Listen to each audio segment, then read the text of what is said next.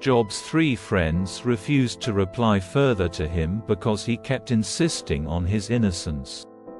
Then Elihu, son of Barachel the Buzite, of the clan of Ram, became angry. He was angry because Job refused to admit that he had sinned and that God was right in punishing him. He was also angry with Job's 3 friends, for they made God appear to be wrong by their inability to answer Job's arguments. Elihu had waited for the others to speak to Job because they were older than he. But when he saw that they had no further reply, he spoke out angrily.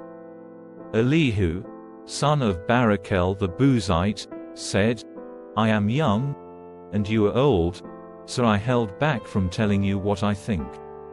I thought, those who are older should speak, for wisdom comes with age. But there is a spirit within people, the breath of the Almighty within them, that makes them intelligent. Sometimes the elders are not wise. Sometimes the aged do not understand justice. So listen to me, and let me tell you what I think. I have waited all this time, listening very carefully to your arguments, listening to you grope for words. I have listened, but not one of you has refuted Job or answered his arguments. And don't tell me, he is too wise for us. Only God can convince him. If Job had been arguing with me, I would not answer with your kind of logic. You sit there baffled, with nothing more to say. Should I continue to wait, now that you are silent? Must I also remain silent? No, I will say my piece. I will speak my mind. For I am full of pent-up words, and the spirit within me urges me on. I am like a cask of wine without a vent, like a new wineskin ready to burst. I must speak to find relief, so let me give my answers. I won't have favorites or try to flatter anyone. For if I tried flattery, my Creator would soon destroy me. Listen to my words, Job. Pay attention to what I have to say. Now that I have begun to speak, let me continue. I speak with all sincerity. I speak the truth. For the Spirit of God has made me, and the breath of the Almighty gives me life. Answer me if you can. Make your case and take your stand. Look, you and I both belong to God. I, too, was formed from clay. So you don't need to be afraid of me. I won't come down hard on you. You have spoken in my hearing, and I have heard your very words. You said, I am pure. I am without sin.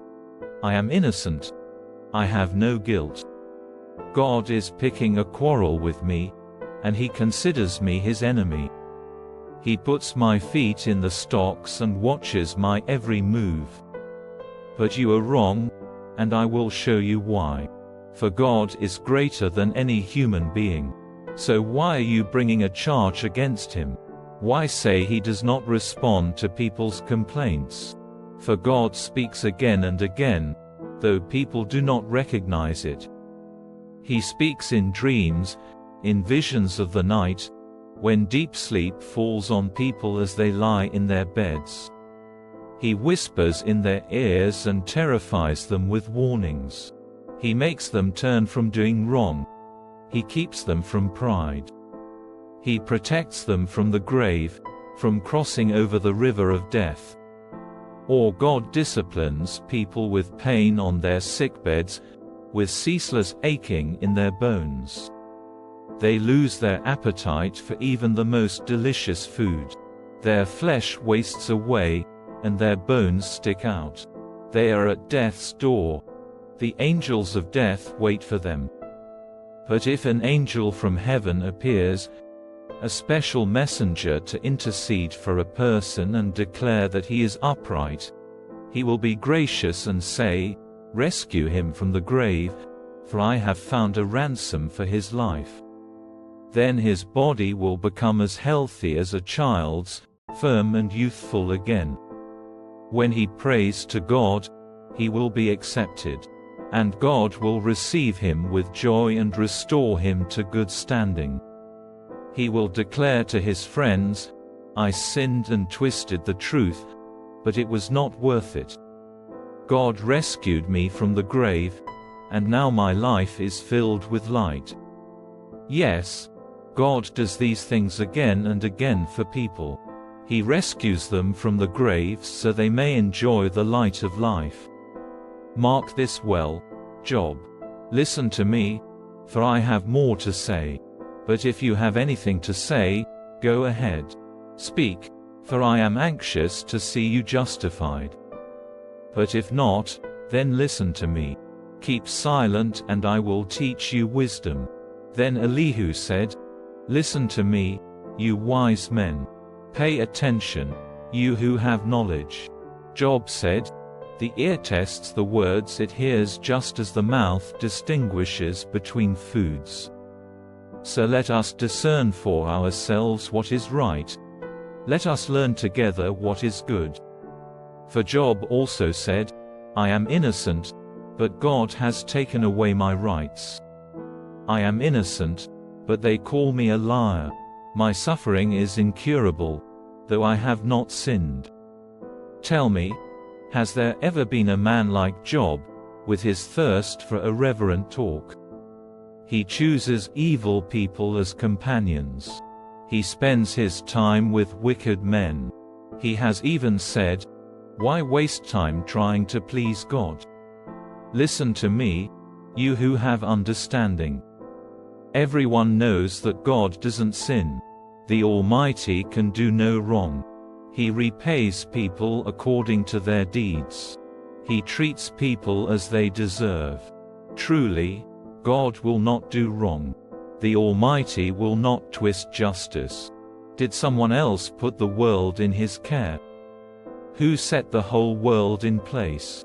If God were to take back his spirit and withdraw his breath, all life would cease, and humanity would turn again to dust. Now listen to me if you are wise. Pay attention to what I say. Could God govern if he hated justice? Are you going to condemn the Almighty Judge? For he says to kings, 'You are wicked,' and to nobles, 'You are unjust.' He doesn't care how great a person may be, and he pays no more attention to the rich than to the poor. He made them all. In a moment they die. In the middle of the night, they pass away. The mighty are removed without human hand. For God watches how people live. He sees everything they do. No darkness is thick enough to hide the wicked from his eyes.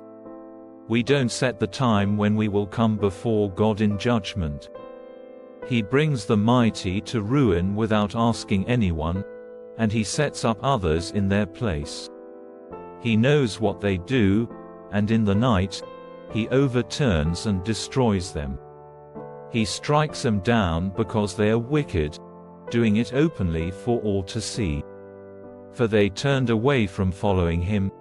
They have no respect for any of his ways.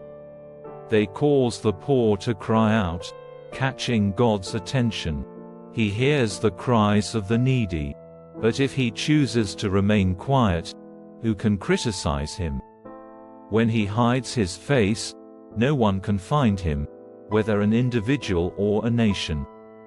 He prevents the godless from ruling so they cannot be a snare to the people. Why don't people say to God, "I have sinned, but I will sin no more"? Or, "I don't know what evil I have done, tell me. If I have done wrong, I will stop at once." Must God tailor his justice to your demands? But you have rejected him. The choice is yours, not mine. Go ahead, share your wisdom with us. After all, bright people will tell me, and wise people will hear me say, "Job speaks out of ignorance. His words lack insight." Job, you deserve the maximum penalty for the wicked way you have talked. For you have added rebellion to your sin. You show no respect, and you speak many angry words against God.